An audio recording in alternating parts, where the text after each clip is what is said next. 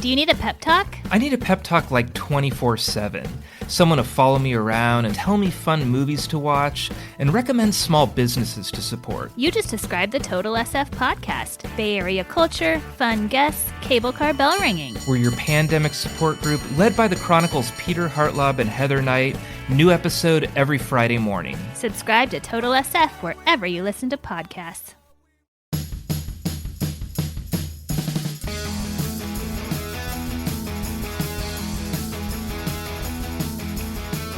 Hello and welcome to the Giant Splash. I'm John Shea, national baseball writer of the San Francisco Chronicle, and our guest is Ron Wotus, a man who has been in the news of late for being part of 2,000 wins as a Giants coach. His tenure has spanned 4 managers, 3 World Series championships, and 4 Gold Glove infielders.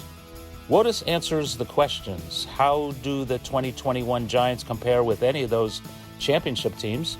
Why is Chris Bryant more comfortable in the outfield than the infield? And what makes Brandon Crawford so cool? We open with Wotus explaining the journey to 2000. A lot of things got to go your way, obviously, to accomplish 2,000 wins, especially with the same organization. And, I'm grateful to Brian Sabean, first off, and Dusty Baker, who first gave me my opportunity to coach in the big leagues here in San Francisco. And there's so many people to thank along the way. All the other managers that came through, willingness to keep me, the general manager's willingness to keep me, and of course ownership working for this great franchise, because we've always have the resources that we need to compete and win. And the 3 World Series or 4 World Series appearances since I've been here, and got to get to 2,000 wins. That's because of a first-class organization that cares about winning. And what I always admired about you, and also Dave Righetti, you can't forget him, because both of you have gone from manager to manager to manager. In your case, Dusty Baker to Felipe Alou to Bruce Bochy, and now Gabe Kapler. What's the secret to be able to adapt from one managing style to the next? Because obviously it's a lot different from Bochy to Kapler. But what was it like, for instance, from Baker, you joined his staff in '98, to Felipe, and then to Bochy? Well, again, I think that, one, you have to know your craft. And, I've had a little experience in the league, and we've had success, and I think that goes a long way. But the other important thing to note is Brian Sabean being in your corner. A lot of times when a new manager comes in, the general manager, he cleans house, and he doesn't give you an opportunity to stay with the next manager. So, I was fortunate enough to have him in my corner, and the managers were happy enough to keep me. And like in Felipe's case, my conversation I had with him, because Saves put me in touch with him, and we had a conversation, and Felipe told me, hey, look, he goes, you guys just went to the World Series. You're doing something right. I'd love to have you on the staff. And he didn't have a bunch of his own coaches that he was going to bring over. So you have to be fortunate, and I think that's the bottom line is saves, knowing your craft, and be fortunate that the managers are open to keeping you. Hey, how do you see this team compared to the championship teams? And it's maybe unfair to compare a team in August to 3 teams that won it all, but there's no getting around the fact that the Giants have the best record in baseball right now. They've been the best team for a long time now.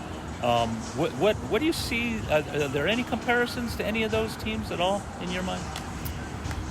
Well, I don't think we're as similar to those teams in many ways. Obviously, the way we operate with more platoons and matchups. We didn't do a lot of that in the past. You've done it. It's always been in baseball, but not to this level.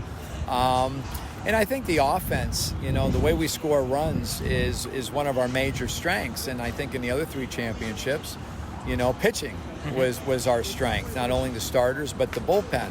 And we've pitched extremely well, don't get me wrong, but the way it's happening for me is an eye-opener to some degree, because the model we've always had in the past was a little bit different.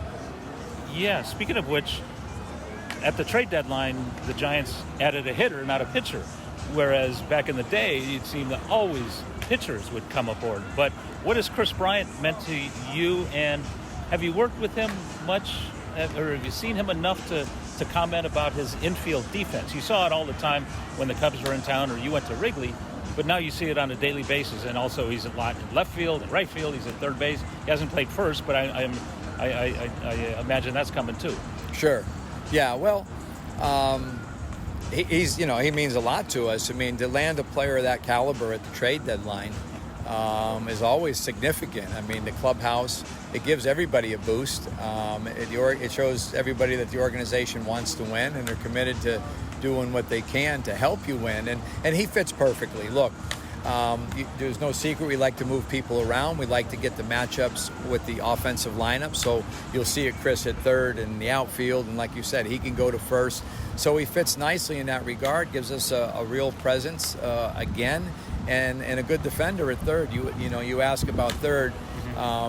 In talking to him, he was actually more comfortable in the outfield this season because he played more this year with the Cubs than third base. So he was getting more comfortable again at third, but he's getting his work in, and he's playing fine at third base. So he's a talented kid, a talented player, and he's going to help us tremendously. I wanted to step back for a second and ask you about other coaches who were around for a long time and some greats in the game. I mean, 2,000 wins is amazing. And there are so many other coaches. And, unfortunately, the Hall of Fame doesn't recognize scouts or coaches. They recognize managers, they recognize players, but not coaches. And I wondered if you thought that some of these guys might be deserving. I mean, we're talking about some epic hitting coaches and Walt Reniak and Charlie Lau and some pitching coaches, Leo Mazzoni, who had the big three in Atlanta, Johnny Sain, who kind of mentored Mazzoni, Dave Duncan, who followed Tony La Russa around, kind of helped create that one-inning closer situation with Eckersley back in the day. And you worked with Righetti, who had 3 championships on his watch. And even before then, before you became a big league coach, Roger Craig was considered a wonderful pitching coach, taught the fork ball to many a pitcher who turned their careers around. Just wondering if you think, first of all, that coaches ought to be recognized as Hall of Famers, and also, were you close to any of those I just mentioned, beyond Righetti, of course? Yeah. Well, the first part of the question is, I think the game has always been about the players. There's no doubt about that. And, that's why I'm grateful they recognize 2,000 wins for me, because I'm a coach. And you don't hear about that with coaches. And maybe there's other coaches out there that have had that. But the coaches that you have mentioned, are they deserving? I don't know. I think it's about the players and the managers, and the coaches go, they're not at the same level with the fan base. But I will say this, all those people have made a huge impact in the game. And I think that's what they're most proud of. I mean, I know all those guys. Everybody knows those names. So it just shows you the longevity, the success, and the impact they had on the game. They are Hall of Fame type coaches. And that's up to other people to decide. But I haven't had a close relationship with any of those guys. And I think a couple other coaches that have been around a long time, Dave McKay, La Russa's first base coach, is with Arizona, and Rusty Kuntz is always known as a great base running outfield coach. And, those guys that have done it for a long time, we know who they are on the field. Maybe, the public don't know them, but the writers and people involved with baseball circles, they know who these people are and how good they are. We'll be back with more of Ron Wotus right after this quick break. This episode is brought to you by HP Plus. In a world full of smart devices, shouldn't your printer be smart too? It is with HP Plus. These printers know when they're running low, so you always get the ink you need delivered right when you need it. Plus, you save up to 50% on ink, so you can print whatever you want, as much as you want, anytime you want. Huh. That is pretty smart. Get 6 free months of instant ink when you choose HP Plus. Conditions apply. Visit hp.com/smart for details. Over your years here, you've been a base coach, obviously. You've been a bench coach, and you've been an infield coach, which is especially cool in my world because I love watching infielders turn two. I love the athleticism, and you've had 4 Gold Glovers on your watch. J.T. Snow and Omar Vizquel, of course, who were very good before they got here, and they continued to win Gold Gloves here. But Brandon Crawford and Joe Panik, you kind of tutored from their first day in the big leagues. Could you explain how proud you might have been to see them evolve? Panik maybe on a shorter scale, but Crawford still doing it at 35. You might win another this year. Yeah, no question. I 34. Think 34. Yeah, exactly. No, you're exactly right. Good players make good coaches, and good infielders make good infield coaches, and certainly J.T. Snow and Omar Vizquel fell into that category. It is very special when it's a homegrown player and you have them from day one in the big leagues. And Crawl had all the skills were there. He has those great videos of the trick plays he would do and all that. So it's more about honing his skills and teaching him how to play at this level, knowing the hitters and the way he approaches the game. And that's one thing I respect about him more than anything is he goes out and he plays hurt, and he's always done that, and his defense has always been there. So I'm so happy for him and what he's doing this season as well. And Joe Panik was another one that was sure-handed and had an accurate arm. And those are two qualities I think all Gold Glovers have. They're sure-handed and have an accurate arm. And all four of those guys definitely had that. And I think Joe Panik really opened the eyes to a lot of managers that vote on this in the league and saw how consistent and reliable he was. And I was really happy for him as well. Another special player for the Giants, a number one pick that came up through the organization, and we all grew together. Can you teach sure-handedness? In other words, soft hands and the ability to slow it down, even though balls are hit over 100 miles per hour at you? Yeah, I think you can help with your fundamentals, positioning. You can try to help their hands be a little bit better, and usually it's by improving their feet.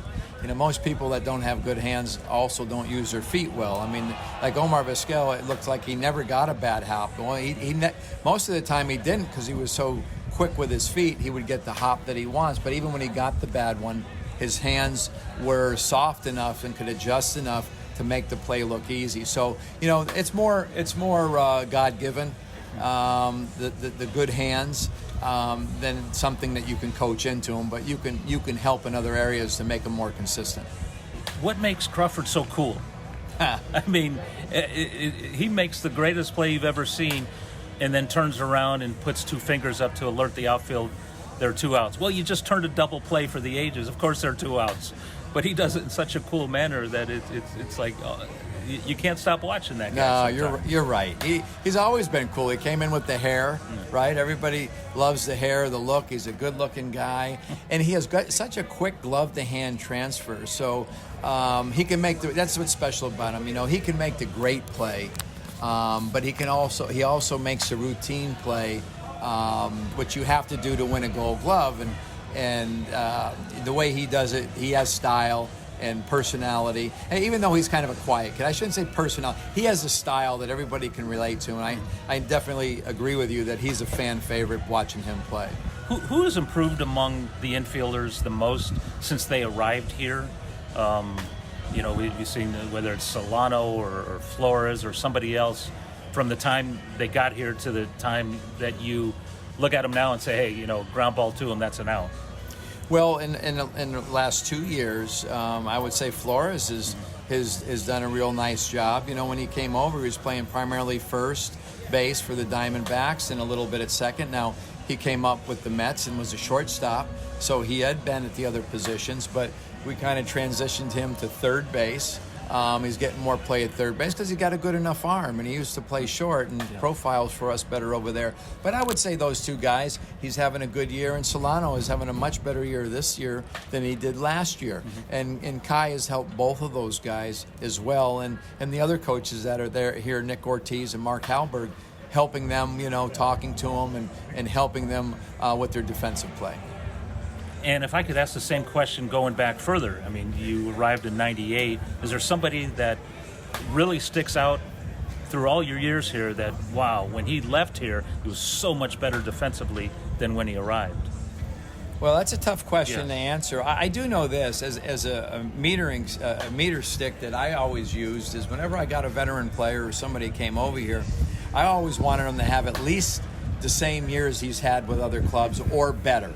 And, a guy I think we accomplished that with was Ray Durham. Ray Durham was not known as a defensive player. He was a great offensive player.